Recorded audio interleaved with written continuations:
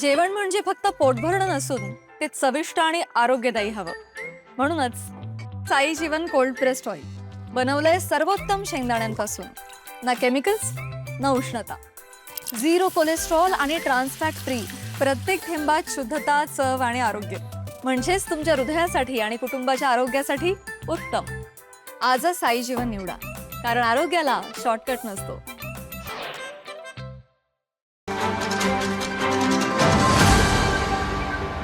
आता यात दोन क्लॉजेस आहेत की मी जी माहिती घेतली त्याच्यानुसार काही अग्रीमेंट झालेले आहेत पूर्वी युनियनचे आणि काही अनुकंपा खालीलच्या लोकांमध्ये. 2002 साली एक अग्रीमेंट झालं होतं की 3:1 या रेशोनं, म्हणजे 3 रेग्युलर मधले आणि एक अनुकंपा खालील. ज्यावेळी 3 ह्यांची रुजू करून घेणार परमनंट, त्यातल्या एक अनुकंपा खालील घेणार, असा एक प्रोपगंडा त्यांनी तयार केलेला. तर ते अग्रीमेंट 2002 साली झालेलं आहे. पण माझ्या मते ते नोटराईज अग्रीमेंटला काही व्हॅलिडेशन नाही आहे आणि notarize is not registered agreement. It's just a justification for the court.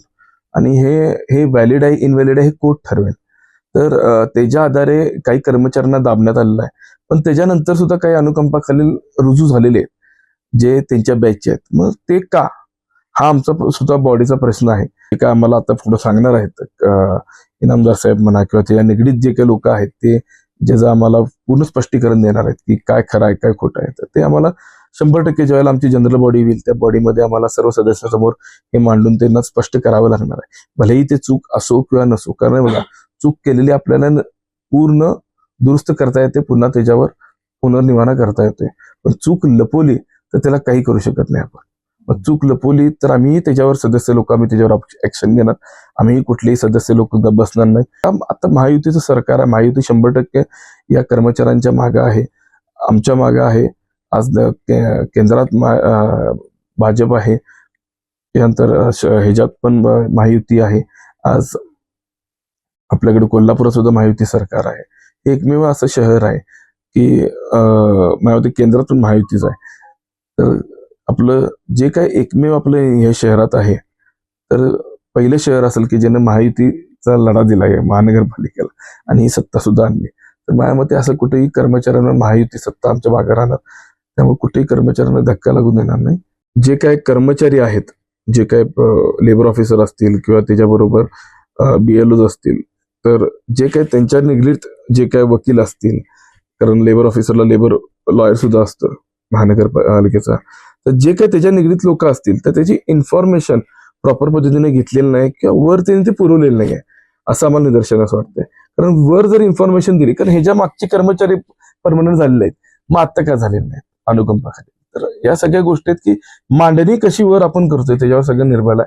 सध्या तर आयुक्त साहेबांबरोबर मी उद्या किंवा ह्या 2 दिवसात मी त्यांची वेळ घेऊन चांगल्या पद्धतीनं त्याच्यावर डिस्कशन करू. कारण का ह्या गोष्टीला काही लोक लागणार आहेत, ती कमिटी मधली लागणार आहेत, काही लोक युनियन कमिटी मधली लागणार आहेत, काही लोक ह्यांच्या कमिटी मधली लागणार आहेत अनुकंपा खालीलच्या. तर ही सर्व लोक बोलवून एकत्र बसवून त्यांचे पुनर्निवारण काय आहेत, कारण एका प्लॅटफॉर्मवर या लोकांना आणलं पाहिजे. कुणाचं वेगवेगळं ठेवलं आपण तर त्याला कुठलाच पर्याय निघणार नाही. तर त्यांना एका प्लॅटफॉर्मवर आणून, कारण काही लोकांनी केसेस सुद्धा महानगरपालिकेवर टाकलेल्या आहेत, तर त्या केसेसमुळे सुद्धा काही प्रशासनाने काही गोष्टी थांबवल्या असतील किंवा नाही थांबवल्या असतील हे सुद्धा प्रशासन बघत असतं.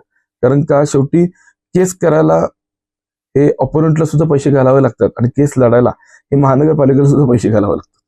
तर दोघांचंही नुकसान आहे तिथं. तर हे नुकसान थांबवून आपल्या पद्धतीने कसं आपण त्याच्यावर पुनर्निवारण करू याच्यावर आम्ही सगळ्या विचार करणार आहे. कारण का करणं खूप सोपं आहे, ते निस्तरणं खूप अवघड आहे. ताज्या घडामोडी पाहण्यासाठी माझा महाराष्ट्र न्यूजला आजच सबस्क्राईब करा.